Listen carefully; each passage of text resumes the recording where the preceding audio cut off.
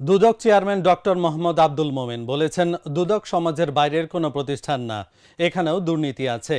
এখানকার দুর্নীতি কতটা কমানো সম্ভব, দায়িত্ব নেয়ার পরে প্রথমেই সেই চেষ্টা চলছে। বৃহস্পতিবার সকালে বরিশাল নগরীর সিএনবি রোডে দুদকের বিভাগীয় ও জেলা কার্যালয় ভবনের ভিত্তিপ্রস্তর স্থাপন শেষে এক মতবিনিময় সভায় একথা বলেন তিনি। বরিশাল বিভাগীয় পর্যায়ে কর্মরত সরকারি স্বায়ত্তশাসিত প্রতিষ্ঠানের কর্মকর্তাদের নিয়ে এক মতবিনিময় সভা বরিশাল সার্কিট হাউসে অনুষ্ঠিত হয়। সভায় বরিশালের বিভাগীয় ও জেলা পর্যায়ের কর্মকর্তারা উপস্থিত ছিলেন। শিগগিরই বরিশালে প্রায় 23 কোটি টাকা ব্যয়ে 6 তলা বিশিষ্ট দুদক ভবন নির্মাণ করা হবে।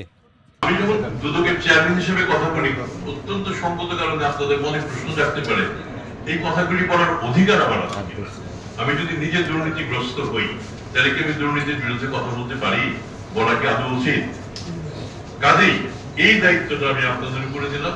আপনারা একটু খুঁজে বের করেন। আমার চাকরি জীবনে বিভিন্ন সময় কেউ দেখবে আমার সাথে কাজ করেছেন, কিংবা আপনাদের মুরব্বীরা কেউ কাজ করেছে, একটু খোঁজ খবর নিয়ে আপনারাই বিবেচনা করে দেখেন যে আমার এই কথাগুলি বলার অধিকার আছে কিনা।